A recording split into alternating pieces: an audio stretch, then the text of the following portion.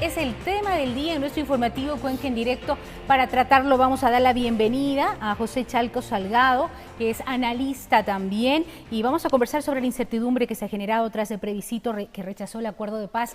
Y es que recordemos que el acuerdo de paz sellado hace apenas una semana por el gobierno de Colombia y la guerrilla de las FARC sorprendió el no que se impuso por un estrecho margen. Vamos a analizarlo precisamente en el plebiscito realizado ayer en ese país. Bienvenido, José, un gusto que esté con nosotros para analizar. ¿Se esperaba Colombia el no que se presentó ayer en el plebiscito con un 50%? En realidad es un margen estrecho, pero ¿se esperaba o lo sorprendió a los colombianos? Bienvenido. Estimada Karina, muchas gracias por el espacio, un gusto estar contigo una vez más. Karina, yo creo que el proceso colombiano de la paz colombiana, yo creo que ha despertado un mayor entusiasmo internacional frente a un entusiasmo interno de Colombia. Y esa es la primera realidad.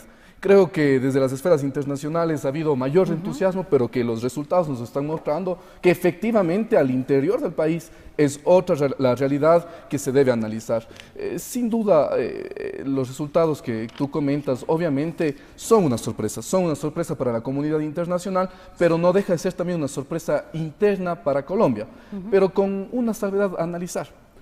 Hay un 60% de abstención de la votación. Es decir, solamente se acercó el 40% de los colombianos habilitados para votar a hacerlo. El otro 60% a un proceso tan largo. Y de las ciudades más grandes también. Y de las ciudades más grandes y demás, las periferias tienen una votación también segmentada, pero de un proceso tan largo que ha supuesto más de 200.000 muertes. Únicamente un 40% se pronuncia. Ahora, no es un rechazo a la paz. ¿Qué deja entrever? Vamos a pasar en breve también una nota de la ciudadanía, lo que fue ayer esa jornada de plebiscito, y lógicamente muchos reclaman la impunidad. Dice, obviamente la guerrilla va a tener muchas prebendas, es lo que dicen. No es un rechazo a la paz, sino más bien es un rechazo a los puntos y a las negociaciones. ¿Qué es lo que se deja ver? Correcto, Karina.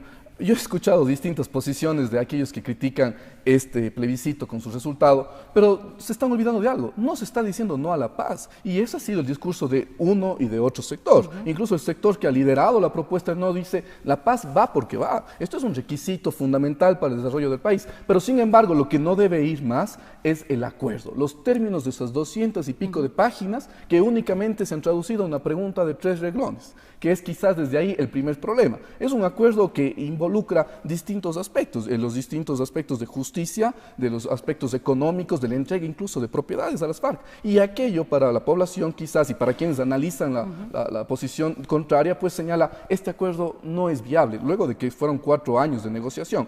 Sin embargo, Karina, hay que notar algo.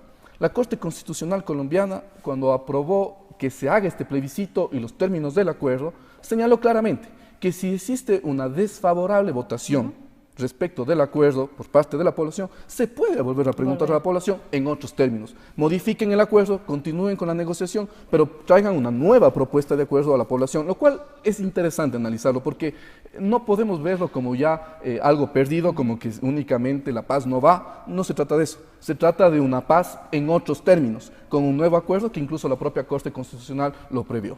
Bueno, y en este momento, antes de continuar con el reviste, preguntarle qué viene después de este plebiscito, justamente lo que nos estaba mencionando, vamos a presentarles una nota del ambiente que se vivió ayer y la inestabilidad que puede causar un plebiscito que quedó pues en evidencia en Colombia, donde ciudadanos rechazaron en una consulta popular el acuerdo de paz firmado con las FARC tras 4 años de negociaciones, decisión que abre un gran interrogante sobre el futuro de ese país. Vamos a ver. Incertidumbre sobre el futuro del proceso de paz en Colombia tras el rechazo al acuerdo firmado con las FARC en el plebiscito de este domingo. Un resultado que abre múltiples interrogantes sobre el futuro del país.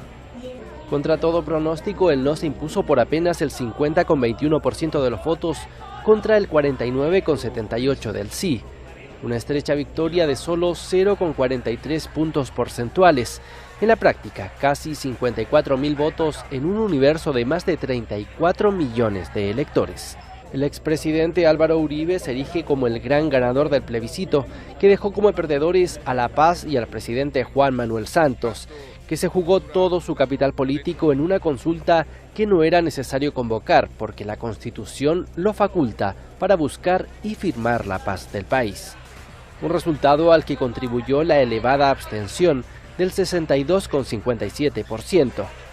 Pese a que lo que estaba en juego era nada menos que la paz del país, solo un 37,43% de los ciudadanos participó en el plebiscito. La gran duda es cómo continuará el proceso o si modificará aspectos como la ley de amnistía, aunque tanto Santos como las FARC han mostrado su disposición a seguir con el diálogo. Se aplaza así el anhelado sueño de la paz en Colombia, tras 4 años de negociaciones y más de medio siglo de conflicto. Hay el ambiente generado en Colombia tras el plebiscito que le dijo no a la paz. Como decimos, no es a la paz, sino es en realidad al tratado, a los acuerdos. Ahora, también se pone en evidencia, José, un país dividido. El tema se politizó, se habla de un triunfo para el expresidente Uribe. Yo creo que todo proceso electoral es un proceso político. Consecuentemente, es un espacio para distintos perfiles políticos y para la batuta de una posición ideológica. Pero, Karina, aquí hay que analizar algo más. Como es un proceso político y como las realidades sociales son precisamente políticas, puede ser también que sea un voto de rechazo a quienes han auspiciado este proceso. ¿Por qué no poner en el tapete de discusión que sea un proceso también en donde el resultado nos demuestra una coyuntura contraria a quienes han auspiciado este acuerdo de paz? Es decir, a los gobiernos de Venezuela, de Maduro, al gobierno de Nicaragua, al gobierno de Ecuador y, ¿por qué no?, a la sede precisamente de esta negociación, que fue Cuba, al gobierno cubano. También podría ser, por otro lado, un análisis que se deba realizar desde la cuestión política y desde el perfil político lograr quizás algunas premisas que podrían decir, esto no es un voto con la misma posición que mantenemos, no es un voto en contra de la paz, quizás puede ser un voto contrario a ciertos gobiernos de una tendencia en la región. O también puede ser incluso al propio gobierno del presidente colombiano, ¿no? Santos, y que obviamente hay una impopularidad por ahí de por medio que se está reflejando en esta votación. Por eso es muy difícil estos procesos de paz llevarlos a los plebiscitos en ciertas coyunturas y con ciertos actores políticos alrededor. Claro que sí. Ahora, ¿qué va a pasar, José? ¿Qué va a pasar de aquí? ¿Se va a esperar? ¿Cuál sería, no sé si la parte diplomática para seguir? ¿Cuál es el camino que se va a tomar? Yo creo que, regresando incluso con la consulta anterior, estimada Karina, efectivamente Colombia queda fraccionado respecto de lo que espera Colombia como país con el acuerdo. No nos olvidemos que en 1988 hubo ya un primer intento de lograr un acuerdo que quedó precisamente en esto. Y no debería quedar en ello, en que siga el conflicto y que simplemente seamos sujetos pasivos, que veamos cómo el conflicto continúa, sino que se debería retomar inmediatamente las negociaciones. He escuchado que el presidente Santos y también el representante de las FARC han dicho que mantendrán negociaciones nuevamente en La Habana para pulir este acuerdo, lo cual es sin duda un paso importante en la negociación. ¿Cómo afecta este plebiscito, esta digamos, de las negociaciones a nuestro país, tomando en consideración que se ha hablado del Ecuador como un paso obligado, que muchas veces también pues, han estado personas acá vinculadas con el tema de la guerrilla, involucradas y también han sido encontradas aquí en el país? El tema de seguridad para nuestro Ecuador,